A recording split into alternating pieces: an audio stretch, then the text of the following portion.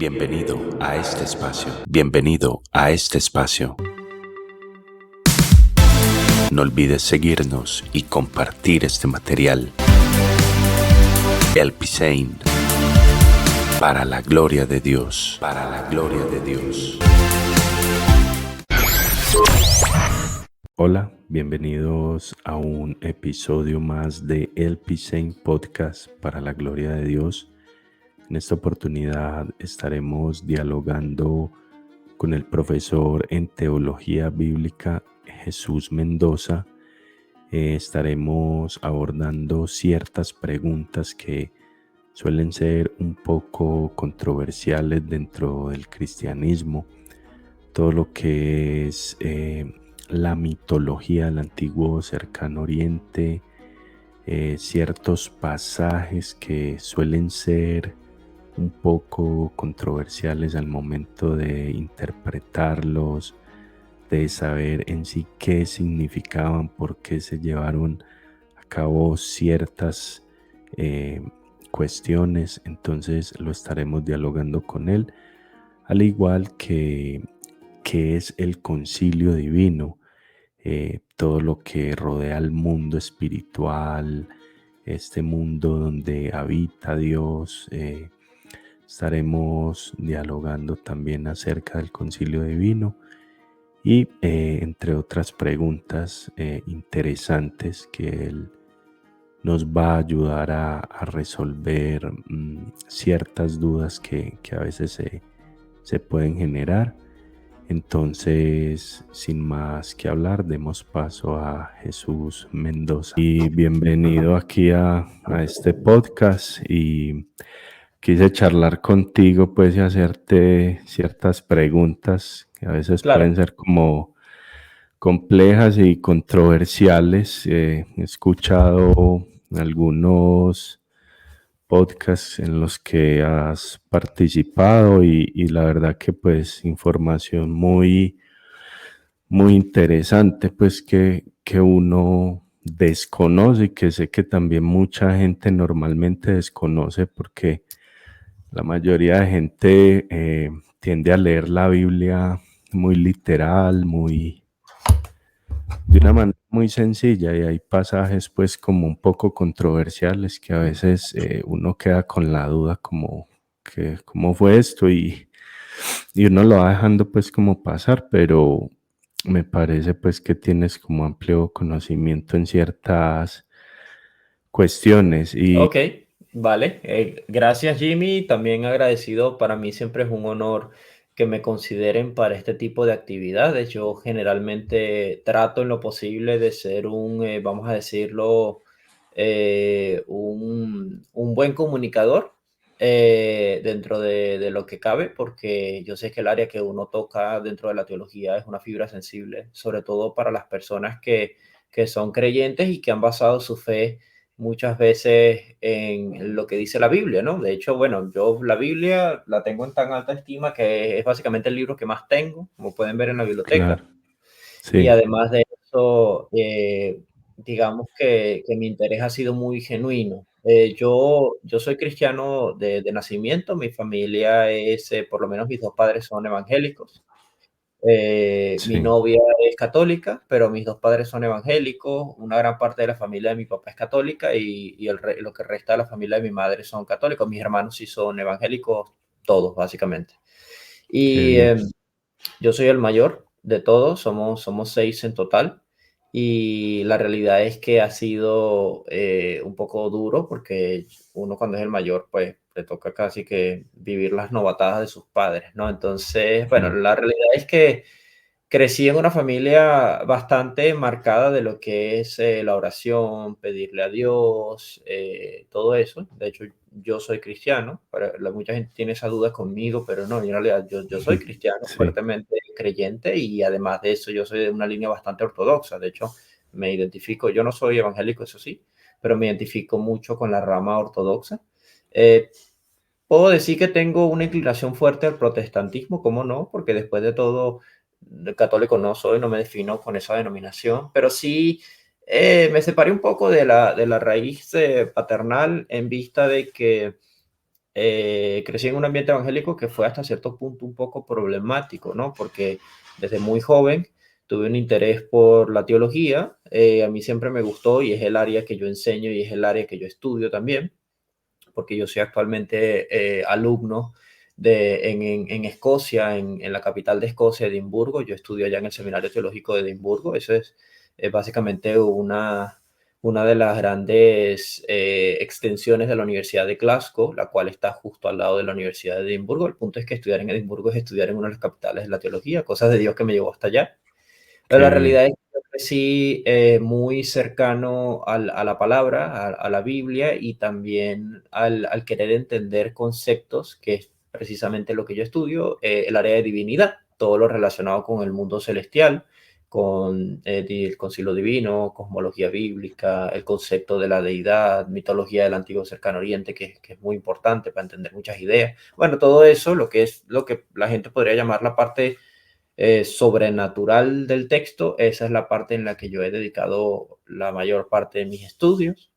Y bueno, desde la crianza que he tenido, gracias a Dios, eso sí se lo debo agradecer bastante a mis padres, ellos nunca fueron censuradores, sí en algunas cositas, pero realmente no fue que me limitaron a estudiar. De hecho, cuando empezaron a darse cuenta que me gustaba estudiar la Biblia, me apoyaron, me ayudaron mucho inmiscuyéndome en el mundo de cosas como la crítica textual, la comparación de manuscritos, lo que son las bases textuales. De hecho, inevitablemente para estudiar lo que yo estudio tienes que saber algo de eso o por lo menos tener interés en aprender porque es necesario Claro. para entender cómo nos llega la Biblia. Y bueno, finalmente desarrollé mis estudios. Yo soy egresado del Instituto Israelí de Estudios Bíblicos de la Universidad Hebrea de Jerusalén, además de que participé en un programa de estudio del Departamento de Arqueología de Israel, eso es otra historia, pero ahí fue que aprendí bastante de lo relacionado a cosas como los manuscritos del Mar Muerto y esas cosas que te abren bastante la óptica a la hora de acercarse al texto bíblico, porque ya dejas de ver la Biblia como un mero libro y empiezas a entender que la Biblia en sí es un conjunto de textos, es una biblioteca entera y que es algo bueno, tú bien lo dijiste, suele ser un poco distinto, polémico, pesado para la comunidad cristiana típica. Pues son cosas a las que la gente no se acerca. La gente piensa que cuando se acerca a la Biblia se acerca al mensaje de Dios. Sí, estoy bastante de acuerdo con esa definición, pero no es tan simple como que abres la Biblia y tienes la palabra de Dios. Por lo menos yo he aprendido a no verlo así. Claro. Ah, no, excelente. Muy bueno, sí, qué bueno tenerte aquí porque sé que tienes pues amplio conocimiento varios de estos temas. Entonces quería comenzar pues con estas preguntas que tengo aquí pues escritas y una de ellas es, hay un autor muy interesante que incluso he tenido la oportunidad de leer ciertas cosas de él, que es Michael Heiser, que falleció hace no mucho y escuché que hablaste incluso pues que en él se basó esta serie de Stranger Things, la que está en Netflix y todo esto. Y él hablaba mucho del tema del concilio divino. ¿Qué nos puedes contar así en sí qué viene siendo el concilio divino, que es algo con lo que no todo el mundo está familiarizado? Ok, bueno, muy buena pregunta. En primer lugar, te comento, el doctor Michael Heiser, yo tengo uno de sus volúmenes en tapa dura, esto ya casi que no existe, de su libro, uno de sus mejores libros, de Ocean Realm, El Reino Ah, sí, Invisible. El doctor Michael Heiser excelente.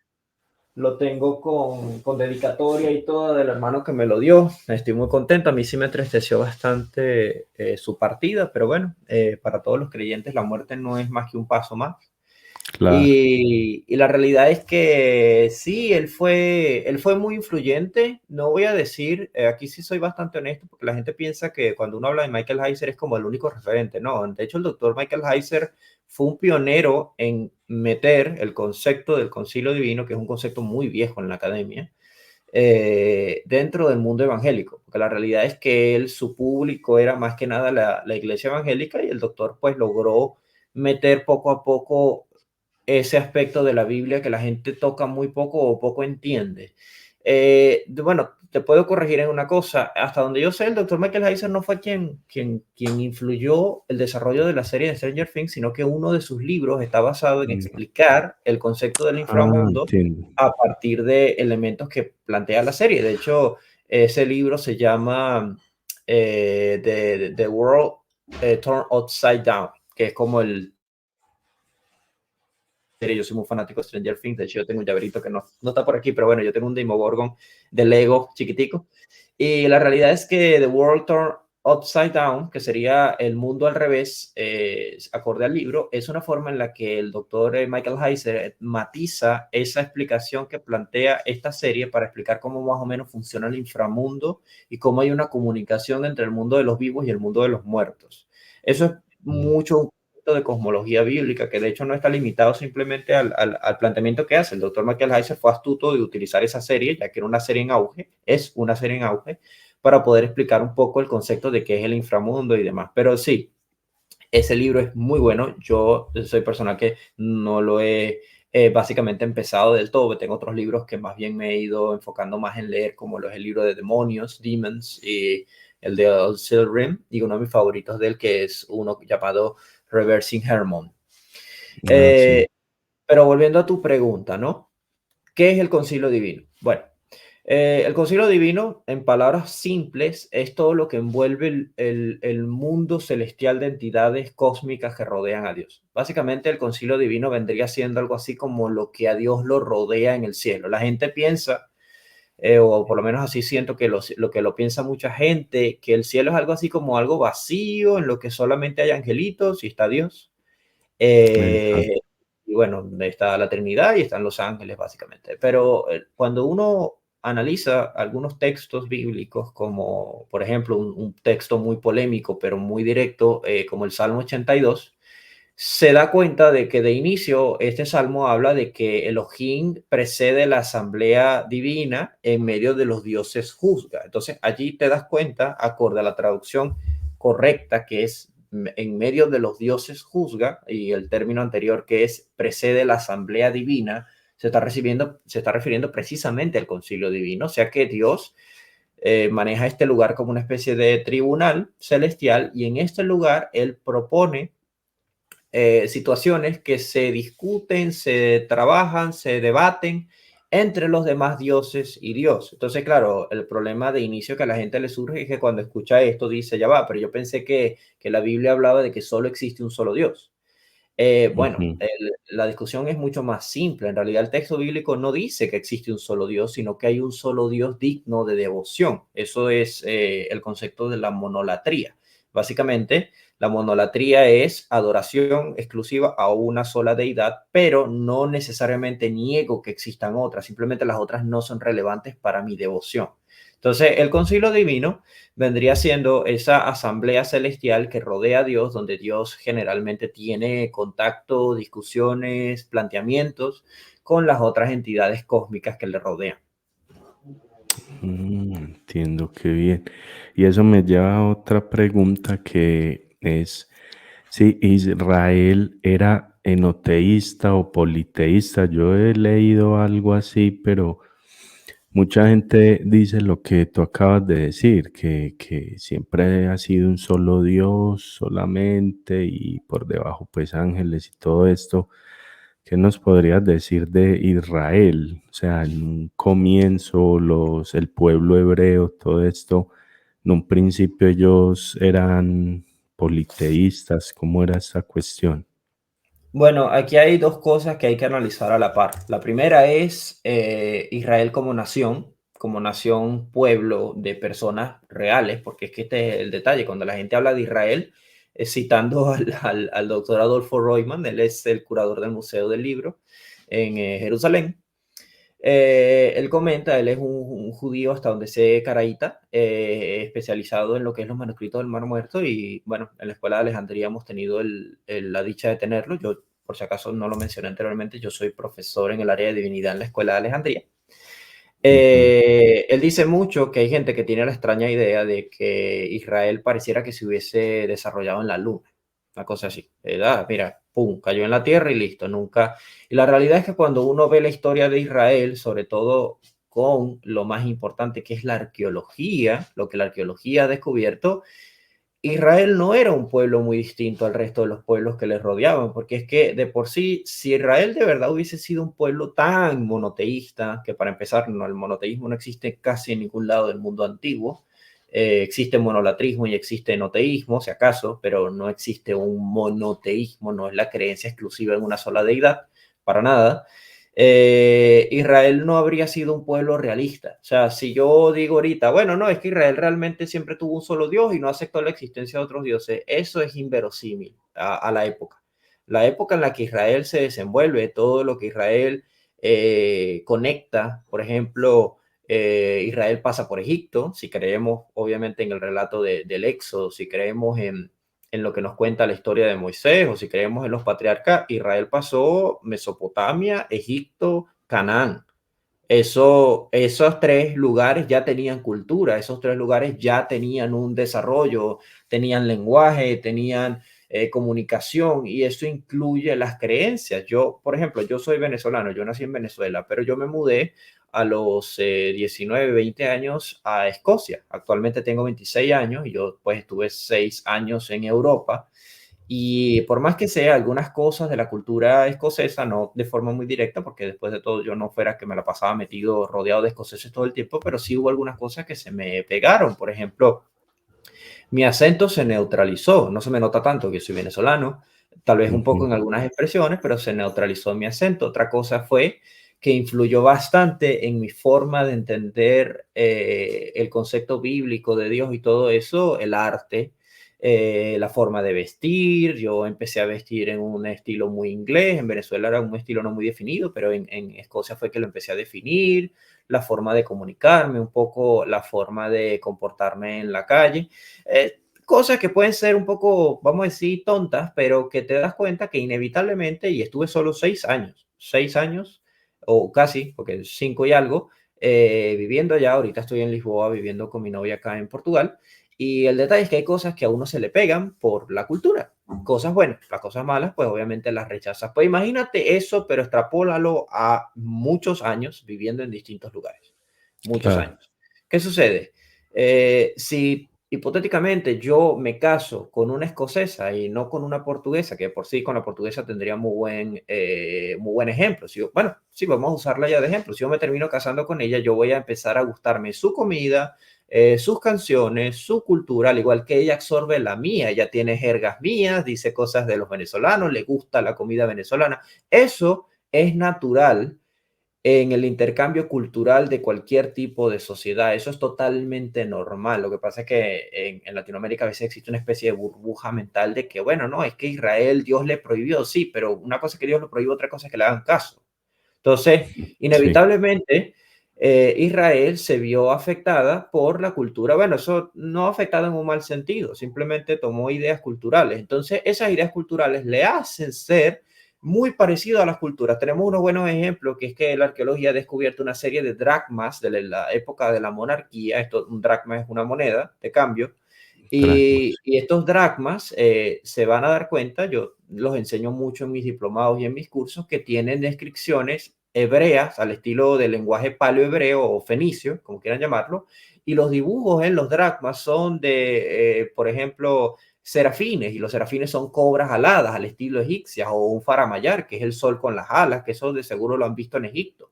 Bueno, ahí está, Sí, una influencia egipcia en un dracma hebreo. ¿Qué pasó ahí? Bueno, que ellos tienen una conexión cultural con Egipto. Se supone que muchos de ellos vivieron en Egipto. Y bueno, de esa forma eso va pasando. Entonces, Israel, como nación, como tribu, como pueblo, como individuos vivos y reales, van intercambiando ideas culturales con otros lugares, y eso incluye los dioses. O sea, no fueron nunca un pueblo monoteísta, porque inevitablemente ibas a tener una esposa que le iba a gustar a otro dios y no necesariamente es el tuyo. Tenemos un caso bíblico que es con las esposas de Jacob.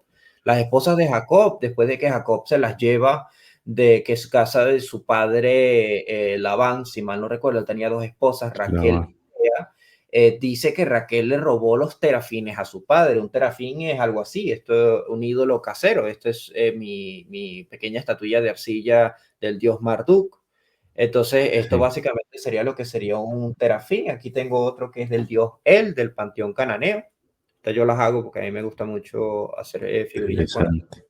Entonces, ella se llevaría esos terafines y los escondería de su padre. Bueno, pero se supone que ella es una mujer que cree solamente en el Dios verdadero, que es el Dios de Jacob.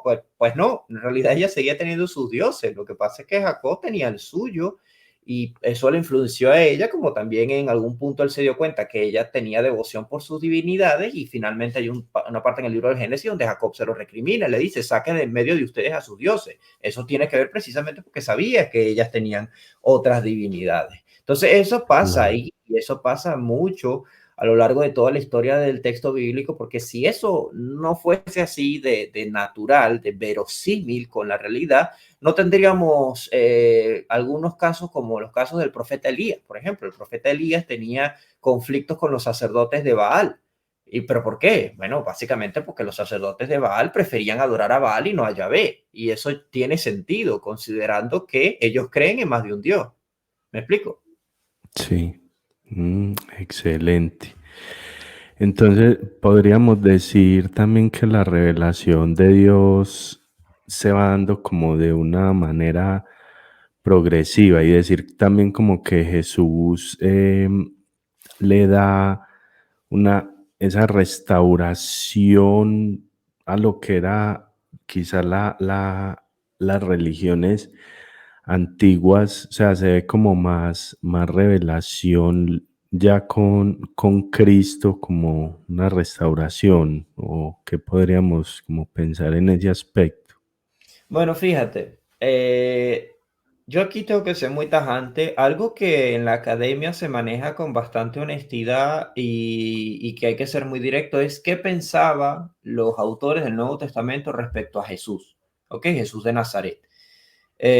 Una de las conclusiones más fuertes, y esto hay multitud de tesis para esto, es la famosa tesis de los dos poderes en el cielo, lo cual es el módulo 3 de mi diplomado del Concilio Divino, donde se habla de dónde se origina la creencia judía que iba a tomar el cristianismo para identificar a Jesús de Nazaret como Dios, ¿no?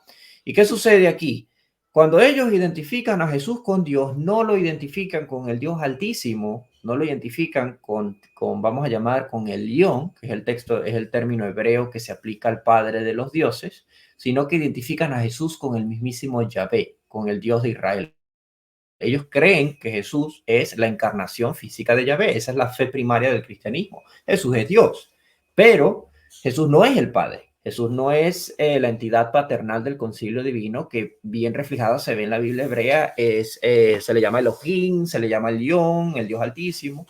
De hecho, una de las cosas que yo siempre le digo a mis alumnos y a mis compañeros que tienen que prestarle atención es que en el Nuevo Testamento, sobre todo los seres celestiales, demonios o ángeles, no llaman a Jesús Altísimo, dicen que es el Hijo del Altísimo. Eso es muy El importante, Altísimo. porque implica que ellos están relacionando a Jesús con la entidad que la Biblia hebrea identifica que es Yahvé. Yahvé es primariamente uno de los hijos de Dios.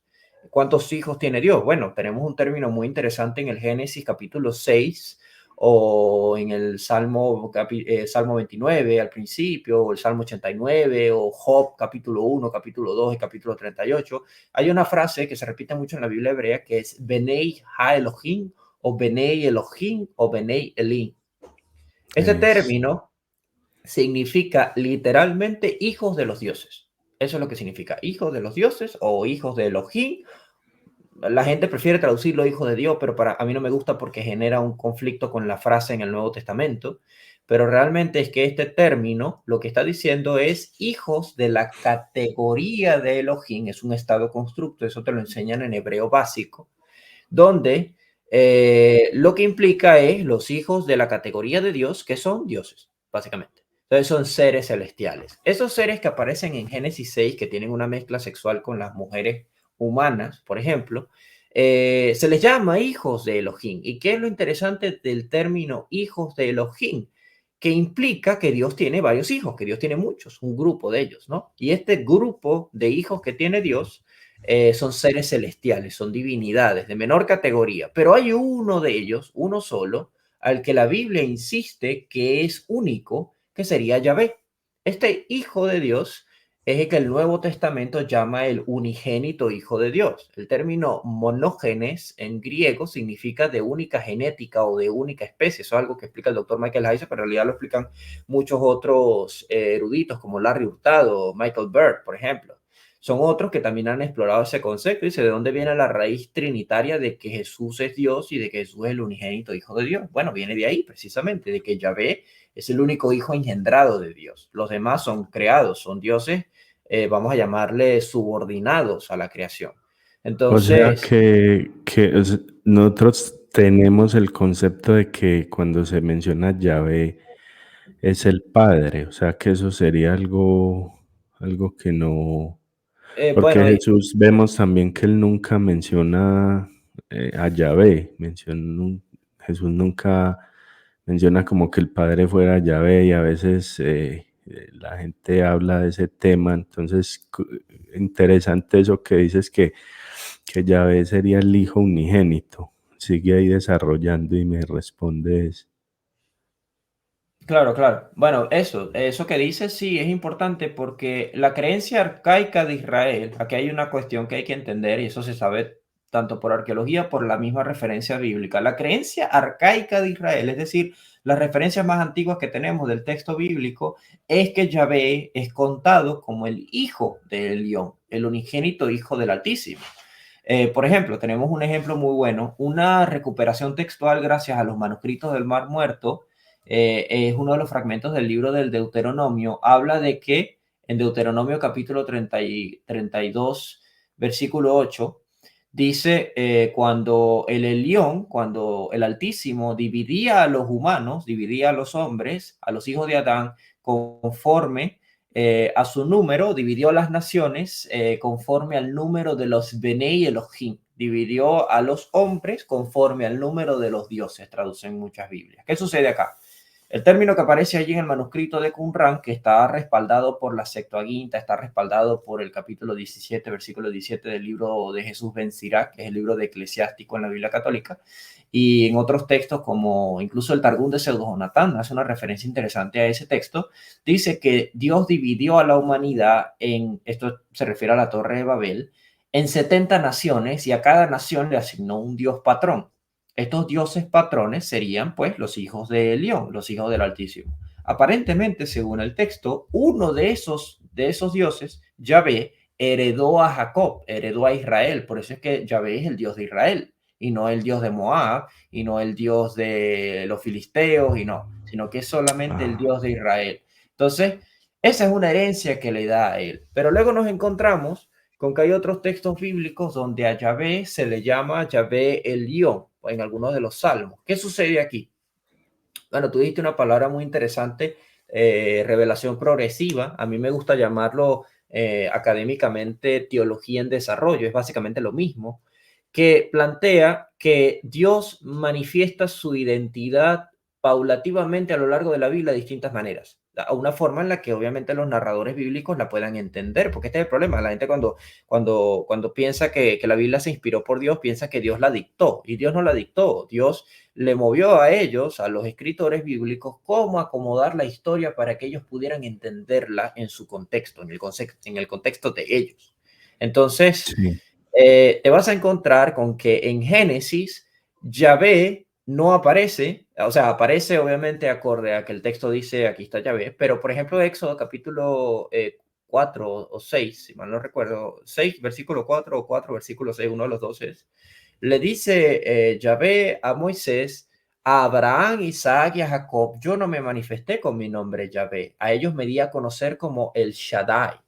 El Shaddai es otro nombre de Dios. De hecho, yo el tema de los nombres de Dios los abordo en mi diplomado del Concilio Divino en el módulo 2. ¿Qué sucede? El término Shaddai o el Shaddai básicamente viene de una raíz que se considera acadia, que es Shedu, que significa campo o desierto o planicie. Entonces, se ha propuesto, por ejemplo, el doctor Mark Smith y Michael Coogan en su traducción de los textos de los mitos cananeos, ellos dicen que el Shaddai significa básicamente el dios de la montaña. Eso es lo que significa.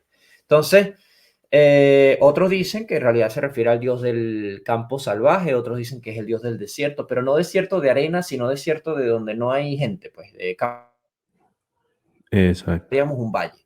Entonces, es interesante porque cuando uno se va a la Biblia, Yahvé se aparece a Moisés y a muchas personas en las montañas. O sea, se le aparecía a la gente ahí. Hace sentido que ese sea el nombre por conexión. Ahora, el dato está en que este es el nombre con el que él dice que se le manifestó a los patriarcas, como dando a entender que él no es una deidad subordinada a una nación específicamente, sino que él escoge a Abraham. Entonces, cuando él escoge a Abraham y a los patriarcas, él empieza a hacerles unas promesas a ellos, donde básicamente la promesa es, y la principal promesa dada a Abraham, yo haré de ti una nación grande. Entonces yo me encargaré de crear esa nación llamada Israel, una nación que me sirva a mí, que sea moralmente superior y distinta al resto de las naciones, por cuanto su Dios quería un código de santidad para ellos. Entonces, claro, en este sentido, en esta teología en desarrollo hay un punto en donde ellos empiezan a preguntarse quién es Yahvé. Dice, ok, ya sabemos de dónde salió Yahvé. Yahvé es una deidad tribal que surge de los patriarcas, el dios de ellos, pero ¿quién es para nosotros? Entonces, a medida que Yahvé se le va revelando a Moisés, se le va revelando a los israelitas de la monarquía, el concepto va poco a poco identificándose con otro problema, que es que Yahvé parecen ser dos entidades separadas. Uno es Exacto. el Yahvé, vamos a llamarle baálico, el Yahvé guerrero, el Yahvé guardián, como un ángel guardián que tiene una espada, que es un guerrero, que va a la batalla, que protege a los israelitas en el desierto, en una columna de fuego. Ese es uno. Y está el otro Yahvé, que es un Dios apacible, compasivo, que les promete fertilidad, que les promete muchos hijos, que les promete tranquilidad. Entonces, encontramos como dos caracteres muy raros ahí. Cuando tú analizas la cultura cananea, te das cuenta de que los cananeos creían en una especie de relación simbiótica entre dos deidades particulares. Una es el dios El y el otro es el dios Hadad, el dios Baal. Estos dos dioses llaman mucho la atención porque el dios El es un padre compasivo, paciente, creador de toda la humanidad, es un dios anciano, tranquilo, mientras que el dios Baal Hadad es un guerrero, es un protector. Entonces, ya por relación allí, podríamos decir que Israel encontró una forma muy parecida de explicar a Yahvé en estos términos, ¿ok? Algunos quieren llamarle a esto sincretismo, pero para mí simplemente es un préstamo cultural. Tratan de identificar a Yahvé en esos sentidos. Está Yahvé altísimo y está el Yahvé bálico, el Yahvé tribal. Está el Yahvé guerrero y está el Yahvé paternal. Está el Yahvé joven y está el Yahvé anciano. O sea, hay como una serie de matices allí. Por supuesto, esto generó una teología en los profetas, que los profetas no la definen así, pero que sí el segundo templo llegaría a identificarlo muy parecido, que es la teología del portador del nombre. Existe una entidad en la Biblia hebrea que seguro has leído mucho, que es el ángel de Yahvé. El ángel de El Yahvé, ángel el de ángel Yahvé. de Yahvé, o el ángel de Jehová, como prefieras llamarlo. Bueno, ese ser que Que aparece en se la dice Biblia que es hebrea. Jesucristo. Sí. Exacto. Ese ser que aparece en la Biblia realmente no es un ángel. Lo que pasa, y yo sigo esa tesis muy de cerca, la tesis académica, de que eso es una interpolación, eso es un intento de los escribas de distinguir a Yahvé Dios allá arriba del Yahvé antropomórfico que se le aparecía físicamente a los profetas, físicamente a los patriarcas, porque el problema es ese. Dice, bueno, Dios tiene cuerpo, porque el ángel de Yahvé parece que tiene cuerpo, porque dice que es un hombre. Bueno, sí, Dios tiene un cuerpo y esta entidad, que es Dios también, porque Yahvé, se le aparecía aquí a Jacob, se le aparecía por allá a Abraham, se le aparecía aquí a Agar, se le apareció a Moisés, se le apareció al otro, se le apareció a Gedeón y les daba indicaciones y el texto deja muy claro que es Dios con quien ellos están hablando.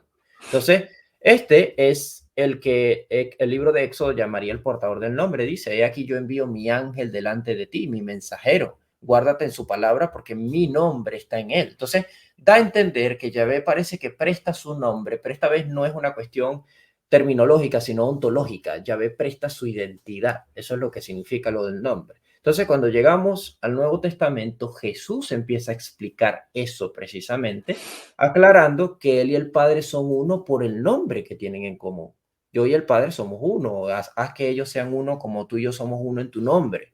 Eso es algo que está en el Evangelio de Juan.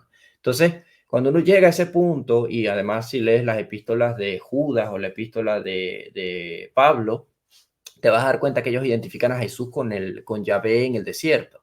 Entonces, la realidad es que básicamente se concluiría en este desarrollo teológico que te estoy planteando que existen dos Yahvé, uno con las características del Padre, otro con las características del Hijo, que el Nuevo Testamento llamará el Padre y el Hijo propiamente. ¿Ok? Uno sería Dios, el Dios Altísimo, y otro sería Jesús, la encarnación de Dios Jesús. también. Y hay también algo que, que ha causado tanta controversia y que es tan conocido cuando se dice que eso, el carácter de Jesús es amoroso, es reconciliador, es amor. Y ya ve, ahora mirando eso que me estás diciendo de que ya ve es el Hijo y esto, ¿por qué se genera esa diferencia entre el amor de Jesús y vemos en el Antiguo Testamento pasajes complejos que ahora también te quiero hacer algunas preguntas con respecto a eso, en medio de las batallas, ciertas leyes pues como complejas que se dan en el Antiguo Testamento? ¿Qué se puede decir de esa parte? Bueno, a ver, respecto a lo del carácter de Dios, sí sé, estoy consciente de la noción que tiene mucho una parte del cristianismo, sobre todo yo diría que es uno de los argumentos más quemados del ateísmo, porque Sí, exacto. yo me he cansado de escuchar ateos que piensan que eso no tiene una explicación, pero sí, que no, que Dios es bipolar, porque pues, el gnosticismo cristiano, por ejemplo, tenía la tendencia a separar a estos dos, al Yahvé de Jesús, como dos dioses distintos, como dos entidades distintas, y separaban al Viejo Testamento del Nuevo Testamento porque no les gustaba la idea de que era tan distinto Dios allí. Pero sucede que cuando tú te acercas a varias epístolas como Judas y te acercas al libro de Apocalipsis, puntualmente el libro de Apocalipsis, no logras darte cuenta que el libro de Apocalipsis ve a Jesús muy al estilo de Yahvé. Lo ve en ese Exacto. contexto porque el Jesús del Apocalipsis es un Jesús guerrero que viene a vengar la sangre de sus siervos. Una idea que a cualquiera se le De asocia juicio. directamente con Yahvé. Pero también la gente no se da cuenta el perfil escatológico y apocalíptico que tiene Jesús en el Nuevo Testamento, que también encaja allí. Explicaría esto de manera simple. Eh, digamos que cuando se trata del carácter de Dios, hay que entender en qué faceta Dios se está manifestando.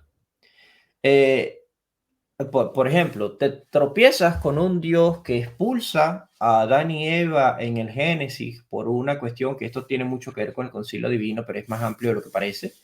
Los expulsa de ahí, pero posteriormente les da un sacrificio vindicativo, les dice qué tienen que hacer, porque obviamente a Caín y Abel alguien les tuvo que haber enseñado lo del asunto del sacrificio. Y bueno, él les va dando como esas indicaciones, los arropa después de expulsarlos, les promete que va a haber un nacimiento de Eva que va a aplastar la cabeza del Nahash, de la serpiente, ¿no? También tú te vas a encontrar varias veces a lo largo de la Biblia una itinerancia de Dios por proteger a su pueblo, ayudarlo, aunque esto requiera tomar fuerzas muy duras, por ejemplo, las plagas de Egipto. Cualquiera diría, bueno, pero ¿qué culpa tenían los egipcios de lo que hicieron como para que Dios tenga que arrasarlos? El problema es que nosotros lo vemos siempre desde el ámbito, vamos a decir, terrenal, y no nos vamos al concepto celestial que la misma Biblia explica. Por ejemplo, el Éxodo dice claramente que Dios va a castigar a los dioses de Egipto. Yahvé está contra los dioses de Egipto y contra Faraón, que es el representante de los dioses. Y cuando tú ves las plagas, cada plaga corresponde a un dios egipcio. Entonces, no es solamente que él está arrasando Egipto, él está arrasando a los subordinados, a los dioses encargados de la nación de Egipto para darles a entender que tienen que liberar a su hijo, ¿ok? Que es Israel. Dices, bueno, si tú no liberas a mi pueblo, que es mi hijo, mi nación, que me pertenece y lo que estás esclavizándola, yo voy a arrasar la tuya dentro de tu territorio. Entonces, allí vemos que la teología lo que está tratando de explicar es que la movida de las guerras de Yahvé en el Viejo Testamento es un conflicto entre él y los dioses, entre él y sus hermanos celestiales. ¿Ok? Él Exacto. necesita darle un lugar al pueblo de Israel y para darle un lugar al pueblo de Israel, guerra. Mm, Claro, Esto choca mucho porque mucha gente lo ve como que, bueno, no, es que en realidad esto es una locura porque él pudo haberlo manejado de otra forma, pero es que no estamos hablando del siglo XXI. Esto no se manejaba igual hoy en día, se No es manejaba lo en esos mismo. contextos. Exacto, la gente hace muchos anacronismos. No, voy a jugar la Biblia de genocida y de esto y lo otro y te levanta la batuta moral. Cuando el texto, si lo quieres considerar mítico, legendario, eso es tu criterio, que yo no estoy metiéndome en ese campo, pero teológicamente tiene una explicación. Claro.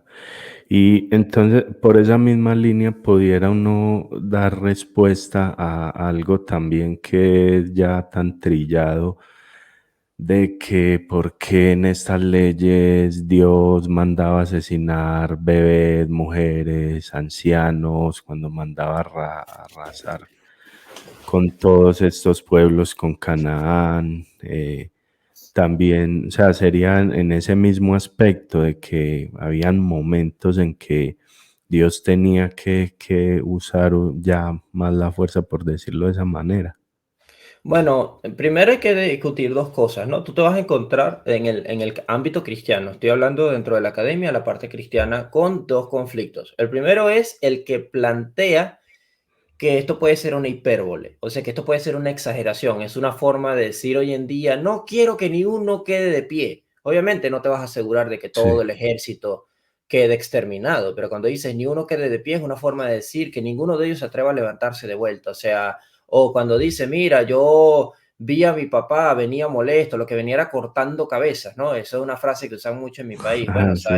sabemos que mi papá no va a matar a nadie, pero llega cortando cabezas, es que de verdad llegó reprendiendo a medio mundo. Pero tú te dices, bueno, pero es que si de verdad mandó a exterminar a todos, ¿cómo es que esas naciones seguían existiendo más adelante en el texto? Como una contradicción allí. Entonces lo puedes Ok. tomar como una hipérbole y ya ves, está simplemente usando un lenguaje bélico general. Por ejemplo, cuando digo, no, es que vinieron millones y nos arrasaron. Bueno, millones de repente, ¿cuándo? Pues, por ejemplo, aquí en Lisboa, en las Jornadas Mundiales de la Juventud, hubo 1 millón de personas, un poquito más, acá en la ciudad y la ciudad no se aguantaba. No me imagino que hubiesen entrado 2, 3 millones para acá. O sea, se Claro. acaba Lisboa. Entonces tú te das cuenta de que es una hipérbole. Tenemos un lenguaje muy parecido en los mitos mesopotámicos, en la epopeya de O como Gilgamesh. cuando despiden a alguien en una empresa, están mochando cabezas Exacto, en tú la dices lo empresa. mismo, y tú dices, bueno, que la empresa no le cortó la cabeza a nadie, simplemente es que, Ah, o por ejemplo, sí, sí. también cuando dice, no, chamo, cuando el jefe te vea, te mata, Tem- ya eso, exacto, dices, no, no, no ah, lo va a matar, pero de seguro lo va a botar o le va a echar un regaño gigante porque hizo algo mal. Entonces, claro, tú memorando, entiendes que sí. uno todavía habla en ese sentido, pero hay gente que es demasiado literalista con la Biblia, entonces cuando se acercan a ese tipo Ah, de textos, piensan de verdad que eso es así. Y dice, no, te encuentras con que el rey David acabó con ciertas personas. Y dice, pero ¿cuántas veces van a acabar con los filisteos? Pues no acabaron con los filisteos, simplemente tenían guerras sí. constantes. Y bueno, en esa guerra constante a veces se retiraban, a veces venían. Ok, como por ejemplo, dice que Dios envió al ángel de Yahvé a Jerusalén y en ese día murieron tantos. Es muy posible que sea una hipérbole para referirse a algo simbólicamente. Es lo mismo de las 70 naciones. Hay gente que sabe que las 70 naciones descendientes de los hijos de Noé no eran 70, podían ser más, podían ser menos. El 70 lo que pasa es que es un número simbólico que envuelve todo lo conocido. ¿Me explico? Igual que en Apocalipsis. En Apocalipsis te das cuenta que dice, por ejemplo, que que los siervos de Dios son 144.000. Y cuando tú te das cuenta de esta referencia bíblica a los cristianos no somos 144.000, somos miles y miles. Lo que pasa es Miles. que es una forma simbólica de envolver el número. Pues 144.000 son 12.000 por tribu. Ah, ok, te Sí, entiendo, sí, que es un símbolo allí, vamos a decir, gemátrico. Entonces, son cosas que la gente no tiene que tomar tan literal, porque es que cuando las tomas literal es cuando empiezas a confundirte, ya que no entiendes la forma en la que la Biblia se expresa y no habla como hablamos nosotros hoy en día. ¿Me explico? claro, es muy diferente. Como decía una persona, si mi mamá molesta conmigo, me hubiese enviado un WhatsApp, en mi mamá, que es una mujer muy folclórica cuando está molesta, ella dice, no, mira, es que de verdad cuando te vea te voy a colgar de los tobillos en el patio de la casa y a tu hermano le va a caer, no sé, le van a caer las plagas de Egipto. Ese mensaje 5.000 años en el futuro lo encuentra algún científico. Esta señora era una asesina, aquí colgó al hijo, lo torturó. ¿Me explico? Pero es Sí, que sí, era así como hablaba, eso es todo, no es simplemente, no claro, es que me va a hacer eso. Entonces, son cosas que la gente tiene que entender. Esa es una de las posturas de la academia, la parte de la hipérbole. O sea, hay exageraciones en el hipérbole. texto, es una forma de decirlo, es totalmente válido. Hay otra posibilidad, que es la posibilidad de la interlocución textual. ¿Qué quiere decir esto? Como sabemos que el Pentateuco sobre todo tiene fuentes variadas. Yo sigo muy de cerca un trabajo muy bueno respecto a eso. Está de este lado, perdón. Está aquí arriba. Eh, es el trabajo del doctor Friedman, Richard Elliot Friedman. Aquí lo pueden ver. The Bible with the Source Revealed, así se llama, la Biblia con la fuente revelada. No creo que Sí, exista en español. Bueno, básicamente el doctor Friedman lo que hace es separar el texto bíblico por fuentes y él hace esto. A ver si se ve en la cámara. sí, ahí se ve. Está Por separado colores. por colores. Él separa las fuentes. Él divide el Pentateuco en más o menos unas 10, casi 11 fuentes. Y él dice que hay fuentes que son yavistas, donde aparece el nombre Yahvé. Hay otras fuentes que son elogistas, que prefieren llamar a Dios Elohim. Hay otras fuentes que son la sacerdotal, priest, y así sucesivamente. Son distintas fuentes, ¿no? ¿Qué es lo interesante de este matiz de él? Tú te das cuenta cuando una fuente adquiere más fuerza que la otra. Y estas fuentes pueden incluso generar ciertas contradicciones. Claro, la gente le llama contradicciones y dice, no, la Biblia no tiene contradicciones. A menos que tú consideres que estas fuentes quieran contar una historia desde su óptica, ellos van a favorecer su óptica. Y eso es natural en un texto. Es como que alguien cuente la historia de mi vida y la cuente desde tres perspectivas. La cuente una mujer que me amó, la cuente una mujer que me odió y la cuente mi mamá. ¿Ok? Las tres son mujeres. Las tres son mujeres, las tres van a tener un toque muy femenino, ajá, van a ser descriptivas, van a decir lo que sea. La que me amó va a decir que yo daba los mejores besos, los mejores masajes, que Jesús era un muchacho que él cuando se levantaba de la cama me caía a besos, yo lo amaba, espectacular, lo que tú digas, o sea, mi novia. Y luego tienes una que me odió, que puede ser cualquiera de mis ex, y en ese caso te das cuenta de que ella me va a poner a mí que como decía un chiste que vi por ahí en Facebook que decía si quieren saber la historia de por qué rompí con mi ex, prefiero que le pregunten a ella. La historia de ella es mucho más interesante. Hasta yo me agarré rabia a mí mismo, ¿no? Entonces, esa parte a mí es un buen ejemplo porque dice, bueno, en la Buen versión de ejemplo, esta mujer sí. dice, no, él no era en la mañana lo que era un vago, se paraba de la cama cuando le daba la gana, no sabía cocinar, le olía mal la boca, lo que sea. Cuando una Claro, persona está tratando de reconstruir el perfil de mi vida, lo hace en el futuro, va a considerar los lados. Con Jesús, la gente se critica esto, no, que no sé qué, con la Biblia hebrea, pero no se dan cuenta de que eso sucede con Jesús en el Nuevo Testamento. Jesús tiene 4 versiones de su vida, ¿ok? Juan, Mateo, Lucas y Marcos. Y los claro, cuatro son importantes porque los cuatro te dan matices distintos. En uno se hace énfasis en que Él es Mesías, el otro se hace énfasis que Él es Dios. En otros no le hacen énfasis realmente a nada, es el más tosco que es Marcos. Y así sucesivamente. Entonces, si eso lo aceptamos cuando hablamos de los evangelios, ¿cómo no lo vamos a aceptar con el Pentateuco? ¿Me explico? Entonces, ¿qué claro, sucede con el Pentateuco? Hay partes que se discuten mucho si realmente lo que hace el autor es tratar de meter más ideas de él. Por ejemplo, dice que Abraham guardó la ley del Señor. ¿Cómo la pudo haber guardado si no existía la ley? No se había entregado. ¿Cómo pudo guardar los claro. mandamientos? Bueno, lo más probable es que este texto venga de la fuente sacerdotal que le da una prepotencia, que le da una potencia a Abraham de que Abraham era un justo por la ley. No como el Por resto el del relato, que el resto del relato dice que Abraham era justo por fe, porque creía en Dios, ¿ok?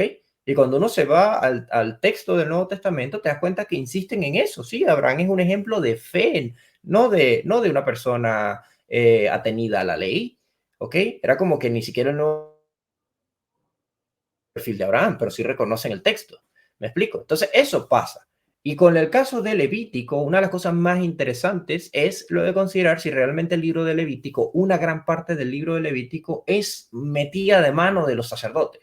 Una metida de mano posiblemente exílica, algo que yo diría que pudo haber sido mucho en los tiempos de Esdras, porque tú te encuentras con que hay leyes que hablan muy mal de los extranjeros, de los cananeos, vas a exterminarlos, no te casarás con una mujer extranjera, no tendrás hijos, no esto, no aquello. Ves esas leyes allí Pero cuando te vas al texto bíblico, José se casó con una egipcia, el esposo de Betsabé era hitita, la abuela del rey David era moabita, todos ellos estaban casados, mezclados, hasta que ya. Entonces tú te dices, pero ya va, si eso estaba en la ley, porque la ley no, porque posiblemente la ley no era así, eso fue algo grosso que le metieron la fuente sacerdotal con la intención de dejar mal a las tribus cananeas y al resto, como culpándolas de la idolatría y la razón del exilio. Puede tener una razón social, pero no está bien vista, porque el mismo texto insiste en que no, que eso no era así.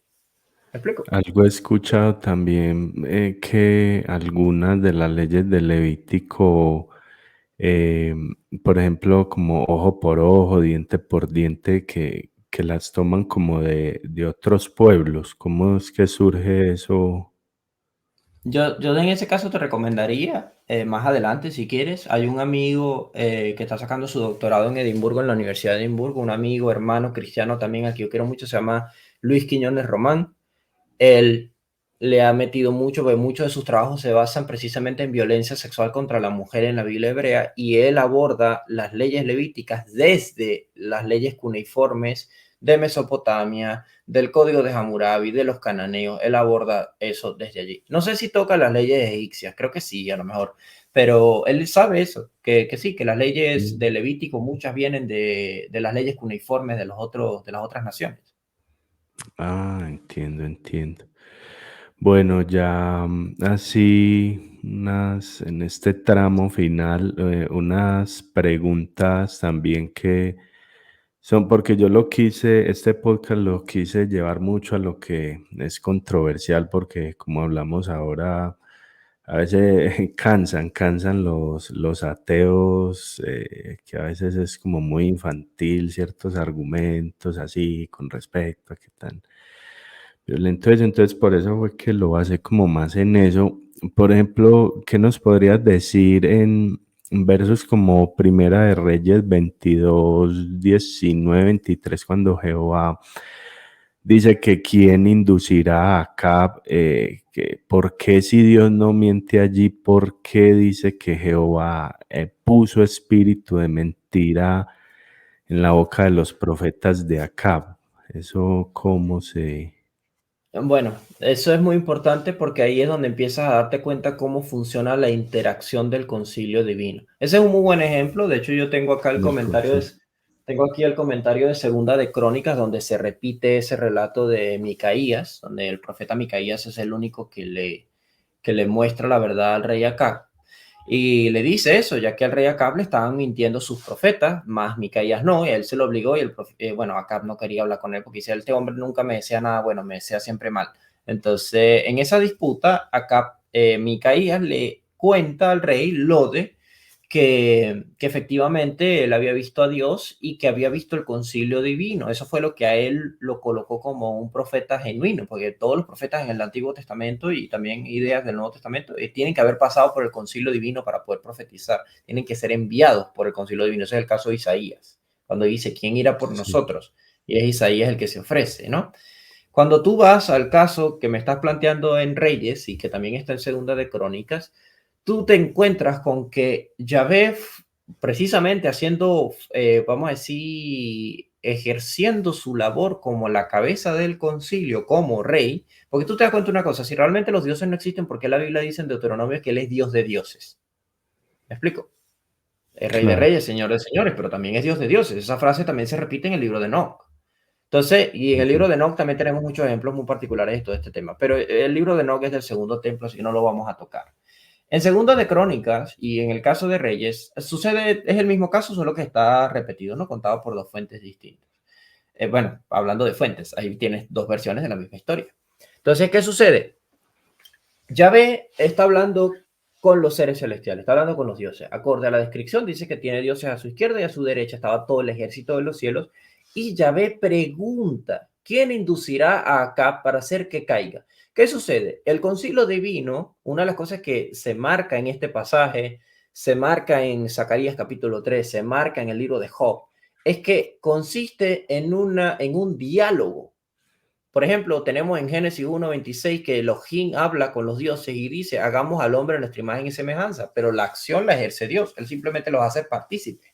pero la Ujú. ejerce él, porque dice ella, Elohim creó solo, en singular, él crea solo. Es que estos seres no pueden crear, estos seres solo son administradores, tienen funciones, pero no son Dios como Dios. Son dioses en el sentido de que están en la esfera celestial, pero no son de la categoría de Dios, por lo menos no en su naturaleza. ¿Ok? Me hago entender ahí, ¿no? No son Sí, unigénitos, sí, básicamente. Entonces, el detalle exacto. está en que él habla con ellos y el diálogo que mantiene con ellos siempre es en una intención de someter a prueba una situación. En el libro de Job, por ejemplo, encontramos que el Ha-Satán, que no es Satanás, es una entidad celestial que el texto no define, Ujú. dice que estaba entre los Bene y Elohim. Dice, vino el día en que se van a reunir los dioses y entre ellos vino el acusador. Aquí el término que se le aplica a él no es un sustantivo como él se llama Satanás, no, sino su función es Satanás. Él es un acusador. No sabemos quién El es, puede ser acusador. cualquier dios, puede ser cualquier dios, es como Mm, un fiscal. Él aparece allí en escena y él le dice a Yahvé, perdón, él aparece ahí en escena y Yahvé le pregunta, ¿dónde has estado? La doctora Margaret Barker, por ejemplo, en su libro The Great Angel, un estudio en los dos dioses de Israel, ella habla de este caso y ella intuye que aquí Yahvé no está ejerciendo el rol de rey, sino de uno más allí presente, como decir, ok, me bajo un momento del trono para dialogar contigo. A ver, ¿qué has estado haciendo? Y el Hasatán le responde, bueno, yo he estado rodeando la tierra. Ok, ¿has considerado a mi siervo Job? Esa pregunta que le hace Dios incluye el hecho de que tiene interés de que pongan sobre la palestra el caso de Job. Y por supuesto, el mm, Hasatán le dice, bueno, yo no creo que Job te sea fiel de forma genuina, yo creo que Job te es fiel porque le has dado todo. Entonces Dios le dice, bueno, ¿qué te parece si le quitas todo? Si le quitas todo, sí, es más, si le quitas todo, te va a dejar de seguir. Ok, esa posibilidad era real, o sea, Job podía irse con otros dioses que le garantizaban algo mejor. Él dice, bueno, dale, quítale todo. Le quita todo y posteriormente se vuelven a reunir. Y en el momento que se vuelven a reunir, vuelve a pasar lo mismo. Dios le dice, viste, no, no, no, no, no, pero es que todo el hombre lo dará por su vida. Si tú me dejas matarlo, ¿cómo es? Si tú me dejas tocar su cuerpo, vas a su ver que va a cuerpo. dejar de creer en ti. Dios le dice, bueno, sí, está bien, tócalo, pero no lo mates. Entonces, ese Ujú. no lo mates infiere que Dios sigue teniendo el control de la situación, simplemente le cede a él Claro. la posibilidad de probar la fidelidad de su siervo. Eso sucede a lo largo del texto bíblico. Por ejemplo, en el Nuevo Testamento vemos que Jesús en un punto le dice a Pedro, Satanás os ha solicitado para zarandearos como Zarandeados. a... Exacto, entonces, claro, ¿qué es lo que está diciendo? Jesús, que está conectado, vamos a decir, místicamente con el concilio divino, ve la petición de Satanás, ve lo que Satanás le está pidiendo al concilio y dice, mira, ¿sabes qué? Que por allá andan preguntando por ti, pero yo aludí la petición, ¿ok? Por tu bien. Wow. Tú te das cuenta en ese contexto que eso sucede así, que está ese sentido. Por ejemplo, cuando tú te vas a Apocalipsis, ves que están los 24 ancianos que se entienden como seres celestiales allí dentro del concilio divino y Juan se siente mal porque alguien, un ángel grita, alguien digno de abrir el rollo y no hay nadie. Y Juan se pone a llorar y es uno de los ancianos el que le dice, ¿no? No, tú te das cuenta que ellos no son seres estáticos, estoicos como estatuas, hablan, interactúan. Este anciano le dice a Juan, no llores, ahí está el cordero, él es digno de abrirlo, así que tranquilo. Entonces, ese Sí, diálogo te marca lo mismo que sucede en Crónicas y en Reyes. Esta reunión celestial, Yahvé es el que propone la idea. Yahvé quiere deshacerse de acá, pero fíjate que él no lo tienta, porque lo dice el texto bíblico, Dios no tienta a nadie. Entonces, él no lo exacto. tienta, él le pide a los dioses que ellos decidan qué pueden hacer. A ver, bueno, vamos a ver, ¿qué podemos hacer con acá?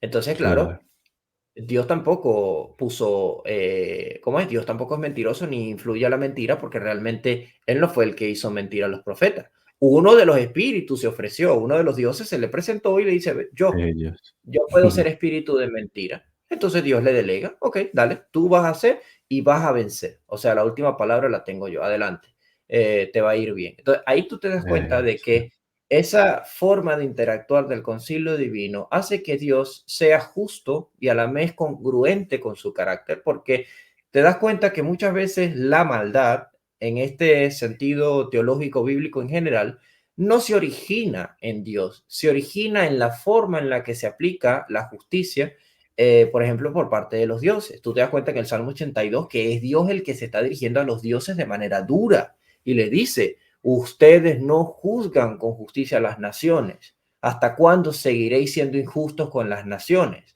Ok, no las Ujú. cuidan. Entonces, ¿saben que van a morir como hombres? Como Y hombres. levántate, oh Elohim, y hereda las naciones. Es como si, si Elohim le estuviese hablando a Yahvé y le dice, levántate tú y juzga las naciones y tú las puedes heredar. O sea, prefiero que tú las tengas y no ellos, porque ellos no las están cuidando. Es donde nace el concepto de la rebelión celestial. El concepto de la rebelión celestial en la Biblia ocurre varias veces, Génesis 3, Génesis 6, Génesis 11, con lo de la repartición de las naciones, pero todas están conectadas con este planteamiento de que Dios le da libertad a estas divinidades de poder proponer, hacer, dejar de hacer. No todos son malos, por supuesto, pero una parte de ellos sí tiene un interés maligno. Claro, sí, y lo mismo uno podría decir, por ejemplo, entonces de el pasaje, por ejemplo, de Primera de Samuel 19, que es como el 9 y versos 9 y 10, donde dice que un espíritu malo de parte de Jehová que quiso matar a David, es lo mismo, o sea, es esa interacción entonces del concilio divino, aplica también de la misma manera. Esta otra parte, por ejemplo, cuando, ¿qué podrías decir cuando Jehová quiso matar a Moisés? Eso, ese pasaje ahí que podría uno decir así rápidamente. Bueno, yo respecto a ese pasaje puntualmente tengo una opinión bastante formada de que ese pasaje no es original del libro de Éxodo, que se añadió, porque tú te das cuenta, si sacas ese pasaje, la línea del texto sigue lisa, o sea, sigue normal, como sin interrupciones, ¿no? Además, Sí, además que el pasaje es como raro, pero sí, si sacas eso de que es una interpolación y te vas al texto natural, te das cuenta de que el texto plantea es la idea de que Moisés no había circuncidado a su hijo y que aparentemente el hebreo aquí plantea la posibilidad de que donde está sucediendo esto no es una posada, como traducen generalmente las Biblias, sino que es un lugar donde se circuncidan niños. Entonces, básicamente sería algo así como que Yahvé estaba esperando para que se circuncidara al hijo de Moisés y al darse cuenta que no estaba circuncidado, procuró matar a Moisés por estar faltando al pacto. sí. Entonces, Séfora le corta el prepucio a su hijo y con eso toca el pene de Moisés y dice, ya eres marido de sangre y carne, como una forma de evitar que Dios lo matara por su, vamos a decir, por su negligencia. Pero yo No. pienso de forma general que ese pasaje simplemente fue añadido allí porque no hace sentido en el texto. O sea, lo ves, aparece, desaparece, no tiene nada que ver. Sí. Listo. Ya unas últimas preguntas así rápidamente porque sé pues que estás ya un poco corto de tiempo, ya como para ir finalizando. ¿Qué nos podrías decir del mito? Porque cuando uno habla de mito y también muchos ateos recurren a decir la Biblia es un mito, es una historia, es un cómic, no sirve para nada. Pero yo he oído ciertas definiciones de mito, ya como lo interpretaban en la antigüedad y es muy interesante que en sí qué es el mito y cómo nos ayuda a leer bien el texto bíblico y a comprender mucho de estos pasajes antiguos. Bueno, fíjate, respecto al mito, mito es un género literario que generalmente se identifica porque tiene la participación de entidades sobrenaturales. O sea, un mito es la epopeya de Gilgamesh, es un mito porque en esa epopeya aparecen dioses. Un mito es la historia de la Ilíada, que es la guerra de Troya. Un mito es la titanomaquia, que es la guerra entre los dioses olímpicos y los titanes en la mitología griega. Un mito es el Popol Vuh, que es el relato de la creación en Mesoamérica. O sea, mitos son todo eso que incluyen naturalmente la presencia de deidades. En ese sentido, sí, la Biblia tiene bastantes mitos, ¿ok? Pero es que la Biblia sigue el mito como un género literario, no como ficción, que ese es el problema. La gente se va al Nuevo Testamento y dice, no, bueno, el griego dice que ellos siguen fábulas y mitos y no sé qué, y eso no es bíblico. A ver, cuando los griegos hablan de mito o de fábula, están refiriéndose a un relato más que nada de naturaleza alegórica, no a que el relato en sí ocurrió o no. Y otra cosa que es muy importante es que nosotros hemos convertido la palabra mito en ficción, pero para el mundo antiguo los mitos no son ficción, ninguno de los mitos. Es más, era irrelevante si las parábolas de Jesús eran históricas o no. Lo interesante es la enseñanza que contenían. Las parábolas de Jesús estaban diciendo algo muy importante en todas ellas. Estaban describiendo el reino y describiendo la naturaleza de Jesús y también describiendo la naturaleza de la iglesia. Ahora, Claro. digamos, cuando nos vamos al texto bíblico, cuando decimos que contiene mitos, es que está de hecho o corrigiendo o dialogando o usando el mito o el formato mitológico para explicar una idea. Voy a un Ujú. punto, por ejemplo. Cuando tú hablas del caso de la Ilíada de Homero, el libro de la Ilíada, sabemos que es donde se relata la historia de la guerra de Troya. Sabemos que el relato es un mito. Ok, pero la guerra de Troya ocurrió. La guerra de Troya, hay hallazgos arqueológicos que apuntan a que la guerra de Troya fue verídica, ocurrió.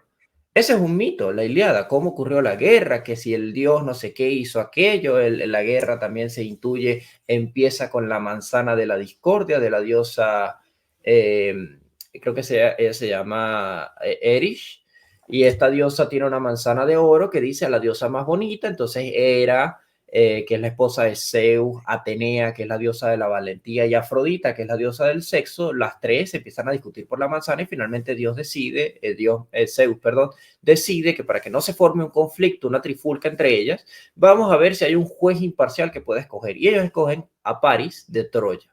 Paris es el que decide escoger. Ok, bueno, como Paris escoge a Afrodita y Afrodita se lleva la manzana, Atenea y Hera deciden vengarse de los troyanos por culpa de Paris. Bueno, ese es el mito. Esa Ese parte es no es el- histórica y esa parte no es relevante, pero la figura de Paris pudo haber existido, probablemente era un príncipe troyano. Troya existió, las murallas, se sabe por los yacimientos arqueológicos que sí, que hubo murallas en Troya y que eran famosas por eso.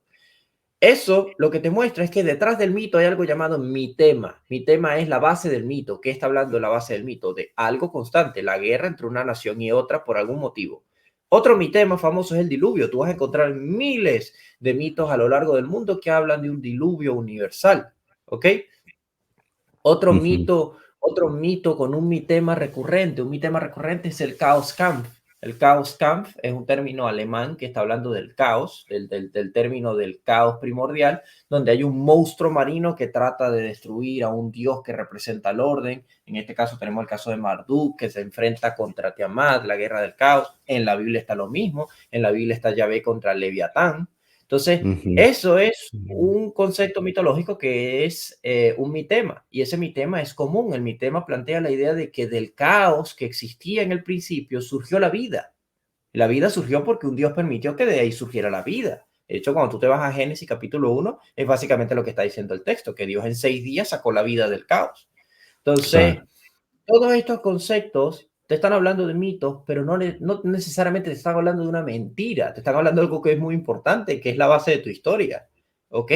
Formas Claro. de explicarlo, sí, pueden ser alegóricas o no, no es lo relevante, sino lo que te están tratando de contar. Por ejemplo, yo soy uno de los que piensa que varias partes del libro del Génesis, del 1 al 11, y eso lo piensa también el doctor Clifford, que esos primeros 11 capítulos están relatándote una memoria muy antigua conectada con Mesopotamia, de distintas partes. Claro, la Biblia cuenta su versión. En su versión, por ejemplo, el Etemenanki, que es la torre de Babel, fue construida por un rey llamado Nimrod, que era malo, era un prepotente. Mientras que en el mito mesopotámico, el Etemenanki fue construido por los Anunnaki, los dioses. Y bueno, sea, tú te das cuenta de que hay una especie de contrapujo ahí entre una versión y la otra, pero los dos están tratando de hablar de lo mismo, de la Torre de Babel que existió. ¿Me explico? Entonces, Exacto.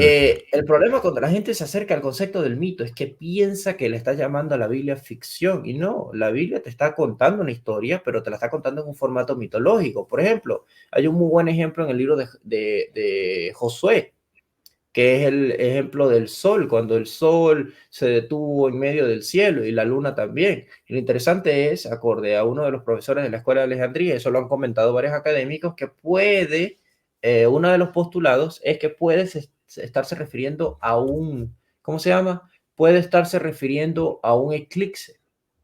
Es una Sí, forma en la que explican un eclipse. Y es que varios eclipses en el mundo antiguo se explican en formato mitológico. Por ejemplo, cómo los egipcios explicaban el ciclo del sol y la luna. Bueno, básicamente que el dios Ra tenía un barco y ese barco surcaba el cielo y se ocultaba en el inframundo de un lado y salía victorioso en la mañana siguiente por el otro. Esa era la forma en la que ellos describían el ciclo del sol y la luna. Están ujú, diciendo lo mismo. O sea, para nosotros lo mismo. Sí, el sol sale por allá y se esconde por allá. Ah, bueno, pero ellos lo están diciendo en su lenguaje. Mentira no es. Simplemente te lo están explicando de una forma más práctica para ellos entenderlo. ¿Me explico? de esa manera. Ah, entiendo, muy interesante. Bueno, ya para ir terminando, una última pregunta es sobre toda la literatura que hay por fuera de la Biblia. Yo he tenido la oportunidad de leer una parte del libro de Enoch. Por ahí le estuve dando una ojeada al Apocalipsis de Abraham, que oí que lo mencionabas, y así hay tanta literatura, por ejemplo, libros como el Evangelio de Tomás y todo eso que a veces genera tanta controversia o esto. He oído que hablas de Midrash y esto. Esa literatura, ¿qué tan confiable puede ser y hasta qué punto? Yo digo que nos ayuda a comprender muchas cosas también de la Biblia, de pasajes que son a veces muy complejos, que no le encuentro uno quizá alguna explicación, pero así brevemente, ¿qué podríamos decir de este otro tipo de literatura en qué nos ayuda? Bueno, a ver, yo tengo una norma general, la enseño a mis alumnos y es mi metodología de estudio. Yo tengo que acercarme a la literatura más cercana al contexto de la época. Es lo que me va a ayudar a entender la Biblia. Por ejemplo, yo quiero entender mucho el lenguaje que emplean los apóstoles y Jesucristo. Necesito leer los manuscritos del Mar Muerto y necesito leer la literatura del Segundo Templo, el libro de Enoch, sabiduría, todo eso. ¿Por qué? Porque es la literatura que ellos leían o es la literatura de la época. ¿Me explico? Y si te vas a la Biblia hebrea, te sorprenderá la cantidad de información útil que puedes sacar estudiando Ugarit, por ejemplo. Puedes estudiar también Mesopotamia y Egipto si tú quieres, pero si estudias Ugarit, tienes una gran parte del trecho hecho. ¿Por qué? Porque te vas a dar cuenta de las similitudes a los términos, el lenguaje y todo ese asunto. Entonces, eso es importante. No puedes pasarle a uno por encima del otro. Es obligatorio si de verdad quieres acercarte honestamente al contexto. ¿Por qué? Porque cuando tú llegas al Nuevo Testamento y piensas que el Nuevo Testamento fue algo soplado por el Espíritu Santo de la nada, porque ese es el problema. Yo creo efectivamente en la inspiración bíblica. El problema es que no creo en una inspiración bíblica dictatorial. Creo en una inspiración bíblica contextual, que tiene contexto. ¿Ok? Jesús no usa ejemplos ajenos a su época. Es como Jesús dice, bueno, ustedes quieren saber cómo es Dios. Dios es eterno. Más allá, tú ves las estrellas allá, esos astros de fuego allá en el horizonte, esos astros de fuego dentro de 1.500 billones de años se van a consumir porque se les va a acabar el combustible y van a explotar en una supernova. Nadie habría entendido nada de lo que dijo Jesús. Nadie. He dicho, está Claro, hablando, está loco. ¿Me explico? Esos que son estas estrellas. Estrellas no son los dioses que están ahí arriba en el cielo, las estrellas, porque ellos piensan que las estrellas son dioses. Lo dice el Apocalipsis, lo dice el libro de Job. Entonces, no. Como también una persona dice, no, bueno, pero es que Dios le pudo haber dicho que el planeta Tierra no era plano y era una esfera. Y digo, ¿qué importa? No, bueno, pero es que se los pudo haber dicho. Sí, pero ¿qué importa? Una persona de hace 4.000 años, ¿qué le importa si existen agujeros negros o no? ¿Qué le importa si existe la física cuántica? No les importa. Dios se manifiesta a ellos de una forma simple para ellos. Dios es un Dios que ellos piensan que vive en una montaña. Hace sentido, una montaña está más cerca del cielo. No saben que es una nave espacial. No les interesa si llega al cielo o no, si hay algo más allá. Piensan que Dios está lejos o que vive bajo el mar. O sea, donde no puedo vivir yo porque no puedo respirar o me muero de frío, ahí debe vivir Dios, alejado de los humanos. ¿Me explico? Entonces, en ese exacto. sentido, es donde tú te das cuenta de que el contexto es importante porque entiendes. Cuando tú te vas a la literatura del Segundo Templo, entiéndase la literatura del Segundo Templo, todo aquello que está en los 400 años de silencio, supuestamente, entre Malaquías y el Nuevo Testamento, la realidad es que toda la literatura que está ahí es importante porque es donde se empiezan a hacer desarrollos teológicos a distintas ideas. Por ejemplo, el libro de Enoch es uno de los libros más importantes que tú tienes que estudiar si quieres entender el concepto escatológico del Nuevo Testamento. ¿Ok? Yo, por ejemplo, que sigo muy de cerca los trabajos de un autor cristiano buenísimo del libro de Apocalipsis, este libro que ven acá, fue el regalo de Navidad de mi madre, me encantó. Es Apocalipsis, un comentario más breve del doctor Gregory K. Bale. Ese comentario, él es un ministro presbiteriano de la Iglesia Ortodoxa, excelente, simplemente excelente. Y la realidad es que el doctor G.K. Bell, ese es el comentario más breve y es un tocho así, porque el original es así. O sea, pero o sea, yo lo quiero tener, pero es que la verdad es que me voy a romper la espalda si lo tengo que traer desde Edimburgo. Pero sí, es más grueso que la enciclopedia del doctor Tom Wright. Si lo agrego allá, no sé, no tengo, un poquito que de dónde lo acomodo. Pero de que encuentro un espacio para ese libro. Vale la pena. Ajá. Pero tú estudias solamente Apocalipsis, él tiene el comentario solamente del libro de Apocalipsis. Solamente del libro de Apocalipsis tienes que recurrir a por lo menos más de 10 fuentes extrabíblicas. ¿Por qué? Porque el libro de Apocalipsis utiliza demasiada literatura importante, escatológica. Tú me hablaste del Apocalipsis de Abraham, él es importante, él también lo cita, el Apocalipsis de Abraham. Puede citar los rollos de Qumran, puede citar el 11Q13, que es el fragmento de Melquisedec, puede citar el libro de Enoch. ¿Qué sucede? Tú no tienes, yo por lo menos, yo considero que la Biblia tenía un canon muy grande en el siglo I, que realmente no tenía un canon como tal, eso es anacrónico, no hay canon en la Biblia por ahí hasta el siglo XVII más o menos. Hubo distintos grupos de libros, sí, 27 libros del Nuevo Testamento fue lo más estable, pero en la Biblia hebrea no. En la Biblia hebrea te encuentras con que la Septuaginta tenía muchos más libros, te encuentras con que la versión siríaca también, te encuentras con que la Biblia etíope incluía el libro de Jubileos y el libro de Enoch, y así sucesivamente. Por lo menos yo actualmente tengo la colección de los 54 apócrifos de la Literal Standard Version, muy buena, y con ella más o menos puedo estudiar algunos pasajes que me parecen complicados, pero no necesariamente cuando tú lees la literatura del Segundo Templo la tienes que tomar como inspirada si tú quieres. Si no quieres, no lo hagas. O sea, yo por lo menos la considero importante y Importante. sí autoritativa. Como la inspirada escritura, bueno, sí, a ese punto sí, porque puedo considerar que Dios, que el Espíritu Santo, usó ideas de esos libros que necesitaba en el Nuevo Testamento para entenderse. Jesús dice, por ejemplo, ustedes serán arrojados, cuando habla de los impíos, ustedes serán arrojados al fuego eterno preparado para el diablo y sus ángeles. Eso lo dice muchas veces en los evangelios cuando habla del juicio final. Ahora, ¿por qué preparado para el diablo y sus ángeles? Si ninguna parte en la Biblia hebrea dice, por ningún lado en el Viejo Testamento dice que el infierno, que la Gehenna, pues el lago de fuego, fue creado para el diablo y sus ángeles. ¿De dónde Jesús está sacando esa idea? La está sacando del libro de Enoch, porque es el libro de Enoch donde dice que ese es el destino final de los vigilantes, que son dioses. Entonces, Ah, te das interesante. cuenta de que Jesús usa ideas puntuales de esta literatura para explicar un concepto escatológico que él está aplicando, que él está intuyendo ahí.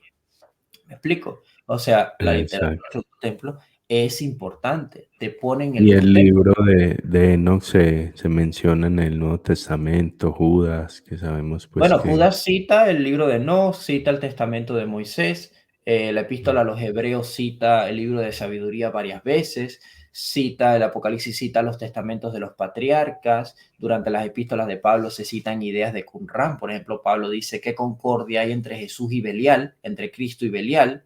Belial es un nombre que no está, o sea, aparece en la Biblia hebrea como un sustantivo descriptivo para algunas cosas, pero es la literatura del Segundo Templo la que dice que Belial es un Satanás. Y Pablo está mm, usando esa idea para explicar un concepto. O sea, en todo el Nuevo Testamento, todo el tiempo citan literatura del Segundo Templo, todo el tiempo. claro, muy interesante. Y ya libros como el Evangelio de Tomás, el Apócrifo que de María y esto, que son más como gnósticos, ¿qué Eh, dirías? bueno, ahí sí. Yo sigo algo y esto le puede ser muy útil a tu audiencia o a quien vea este video, este podcast. Existen Ujú. los apócrifos del canon ortodoxo. ¿Y qué es los apócrifos del canon ortodoxo o qué son los apócrifos ortodoxos? Básicamente, los apócrifos ortodoxos son toda la literatura del Segundo Templo que no llegó después del Nuevo Testamento, después del canon del Nuevo Testamento. O sea, tú puedes incluir ahí, si tú quieres, el Pastor de Hermas, la Didaje, si tú quieres, incluir esos. Pero lo que es gnosticismo, eso es del siglo III después de Cristo. Eso es mucho tiempo después, es como 200, casi 300 años después. Y el problema Ah, con el gnosticismo es que el gnosticismo no es literatura judía y no coincide con el Nuevo Testamento. Solamente cita claro, ideas, pero choca todo el tiempo. El gnosticismo es otra toca cosa. mucho, Yo con el sí. gnosticismo siempre he dicho que hay una línea. Lo gnóstico va para allá. Lo que es Sí, literatura del Segundo Templo, eso es literatura judía que se conocía en la versión de la Septuaginta, que se conocía en los primeros códices importantes del cristianismo, pero que no alcanzaron. Los textos gnósticos nunca estuvieron incluidos en ningún canon del Nuevo Testamento, nunca. Entonces, en ese sentido, puedes hacer una distinción considerable. Sí se pueden citar algunas ideas por alguno, pero es que los textos gnósticos se ve su redacción es muy tardía. Entonces, es tan tardía sí, que yo no vale la creo. pena. Por ejemplo, segunda y tercera de Enoch no son libros del Segundo Templo, son libros judíos, pero son de literatura mística judía. ¿Por qué? Porque ya Mm, distinguen demasiado de Primera de Enoch, que es el libro de Enoch que cita el Nuevo Testamento. claro, interesantísimo, muchas gracias. Bueno, y ahora sí, para finalizar, agradecerte mucho de verdad, hermano, por el tiempo, por esa sabiduría que has alcanzado, gracias a Dios. De verdad, muchísimas gracias por el espacio, por tomarte el tiempo. ¿Y qué último consejo le darías a quienes escuchen? Porque muchas personas que empiezan en estos estudios y esto lastimosamente, tengo amigos o bueno, que eran amigos, incluso algunos que empiezan por este tema de ciencias bíblicas, de la crítica textual y todo esto y empiezan a desviarse.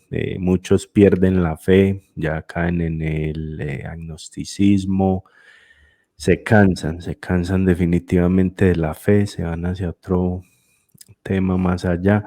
Yo considero de que uno para esto, antes de incursionar, esto lo digo pues yo a título personal, debería uno tener la fe fortalecida, que sea una fe fortalecida, la oración, el ayuno, todo esto es muy importante para uno afrontar ciertas cuestiones, pero entonces eso, mucha gente lastimosamente empieza, no todos, pues porque hay mucha gente que lo hace muy bien, me parece que tú, por ejemplo, te he escuchado y lo haces muy bien todo este ámbito académico sin necesidad de desprestigiar la Biblia, de empezar a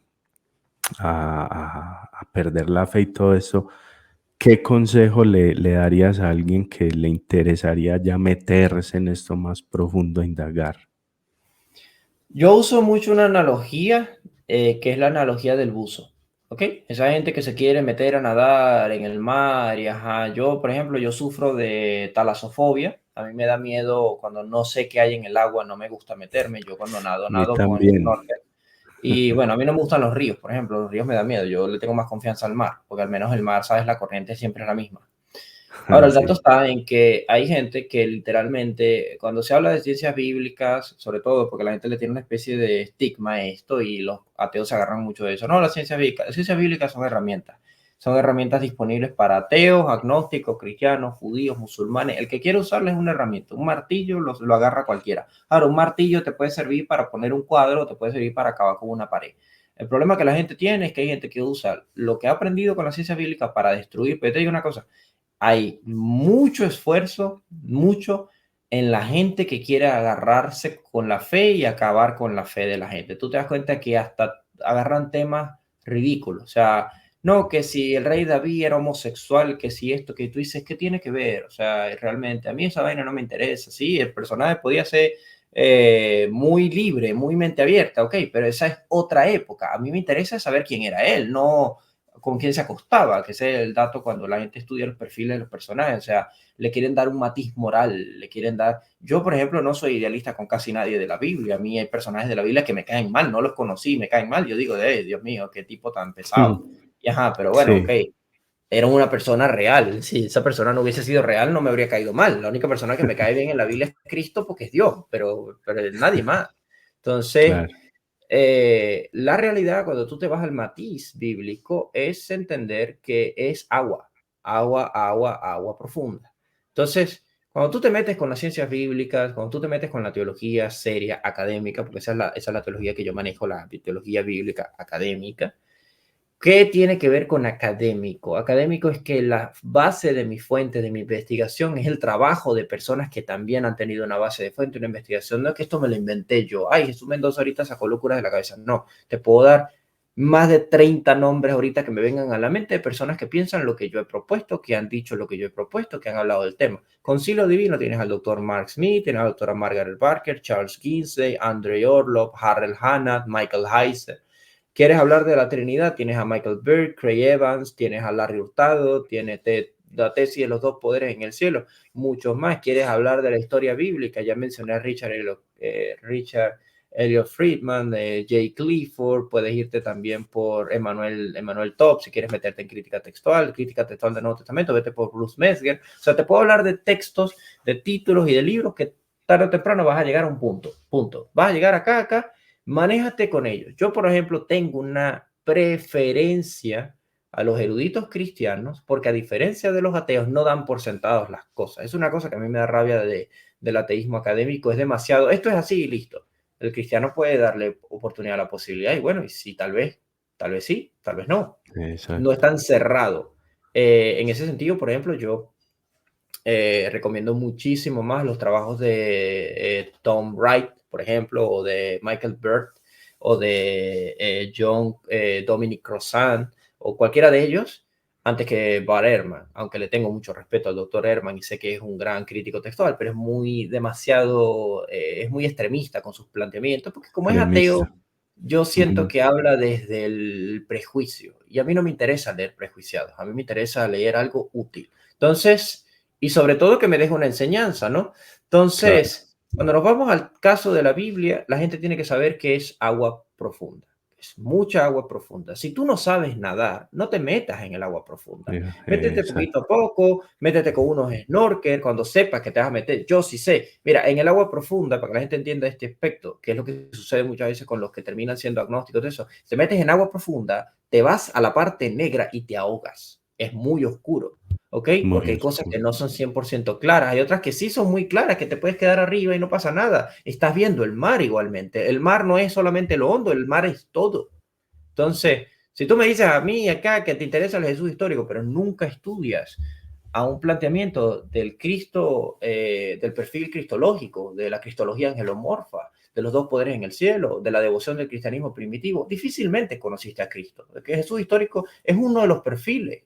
¿Me explico? Ujú. Entonces, esas son las cosas en las que yo le digo a la gente, no pienses que por meterte muy hondo sabes nadar. ¿Ok? Eh, Ve Buena poquitico a analogía. poco, vete poquitico a poco, ¿ok? Vete con alguien que te pueda guiar o vete con lo que te sientas confiado. Yo me voy con lo que me siento confiado. Voy primero por donde pasaron los escritores cristianos. También considero escritores agnósticos. A mí me gustan mucho las tesis del doctor Antonio Piñero, que por cierto lo conozco, el doctor Antonio Piñero, lo hemos tenido en la Escuela de Alejandría. Me encanta, es un gran filólogo, pero hay cosas en las que me doy cuenta que no es muy bueno. Tengo autores judíos que me gustan mucho. Me encanta Giza Vermes. Yo sigo muy de cerca los trabajos de Giza Vermes. Y ahí voy. Adolfo Royman también. Hay cosas en las que ni Adolfo ni Giza Vermes me convencen, pero hay otras en las que sí. Entonces, lo importante es eso. ¿Cómo me siento cómodo nadando? Bueno, con unos snorkels que son cómodos, con un tanque acá, no sé qué, una linterna. Ah, bueno, me voy a meter en agua profunda. Me gustaría tener una mejor linterna. Esta es muy chiquita, me voy a buscar una más grande. Entonces, eso es prepararse para lo que tú te quieres meter. ¿Te quieres meter con el tema del concilio divino? Ok, que eso es hondo. Por favor, ve poco a poco. Porque ese es Poco el a poco. problema. Esta gente se mete ahí, leyeron un libro de quien sea y de Bar Te Ehrman. te estrellaste, exacto. Lees un libro del doctor Herman y de una vez, no, esto es pura mentira, puta, y al doctor Herman le han hecho muchas respuestas, muchas contestaciones otros eruditos y que no los lees porque no quisiste, pero ahí está la refutación y de varios. Entonces yo te pregunto, Claro, ¿te vas a quedar viendo un solo ángulo de las cosas? ¿Ah? ¿Me explico? excelente. Y como decía Pablo, desechar lo malo, retener lo bueno. Esa es una manera también de ir por este camino. Muy interesante, Jesús. Dios te bendiga. Te agradezco mucho la disponibilidad y interesantísimo. Muchísimas, Amén, Jimmy. muchísimas gracias por la Muchas gracias, oportunidad. hermano. Dios te No, bendiga. gracias a ti.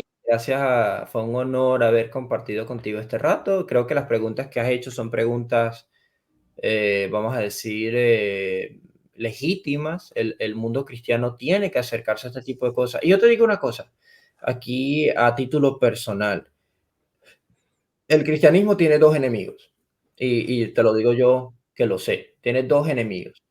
Uno de los enemigos es el ateísmo antiteísta, este ateísmo que se regodea en romperle la fe a la gente. Yo no entiendo si un ateo, si Dios no existe, ¿por qué te importa tanto lo que crea la gente? Vive tu vida feliz. Yo conozco ateos que Sí, son felices, que son mis amigos, que yo hablo con ellos, que no son, me preguntan cosas de la Biblia, se las explico, les encanta, excelente, qué interesante. No estoy muy de acuerdo con este punto. Son ateos, solo quieren aprender, solo quieren hablar conmigo, me respetan y yo los respeto y ellos me quieren y yo los quiero. Ahora, están los ateos que sí es casi una secta que lo que quieren es acabar con el cristianismo. Ese tipo de ateísmo es uno de los enemigos del cristianismo. El otro enemigo del cristianismo es el cristianismo fundamentalista.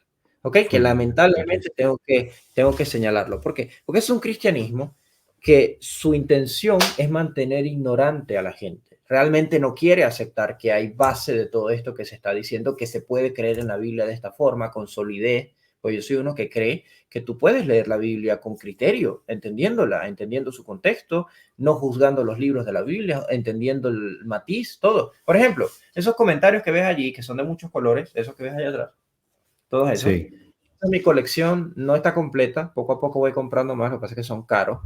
Es mi colección del World Biblical Commentary. Es el comentario bíblico de la editorial World, lo que pasa es que al final fue adquirida por Sondervan. Ese comentario es un comentario académico protestante dirigido a la comunidad evangélica de los mejores del mundo. Es un comentario sí. básicamente para evangélicos. Es un comentario que tiene crítica textual, cita de libros apócrifos, contextual, mitos ugaríticos, comparaciones textuales, explicaciones, notas exegéticas y hermenéutica. Es uno de los comentarios más completos del mundo. Y es un comentario cristiano. ¿Me explico? Ujú, Así tienen sí. que estudiar los cristianos. Los cristianos no pueden seguir pensando que solamente se estudia domingo y último sin que... Aquí hay un comentario más sencillo, el comentario del doctor Gregory Bell de Apocalipsis es más sencillo, más práctico, pero sigue siendo duro, ¿eh? Cuando lo estudias, dices, uy, wow, interesante. No había considerado esta posibilidad. Te presenta perspectivas escatológicas, destroza horrible características del dispensacionalismo, sobre todo que él es anti... Ese sí es contra esa teología. Entonces el dato está en que el que es cristiano pueda aproximarse a todo esto sin miedo, pero también sabiendo que tiene que saber a quién está leyendo y que este que está leyendo no pretende hacerle daño a su fe. El fundamentalista no piensa eso. El fundamentalista piensa que simplemente tú tienes que quedarte ignorante con tu Reina Valera. Yo también tengo mi Reina Valera, y está, al lado de mi Biblia favorita. Y la realidad es Sí, que yo puedo leer cualquiera de estas Biblias y no voy a dejar de pensar que todas tienen la palabra de Dios. Todas. Simplemente excelente.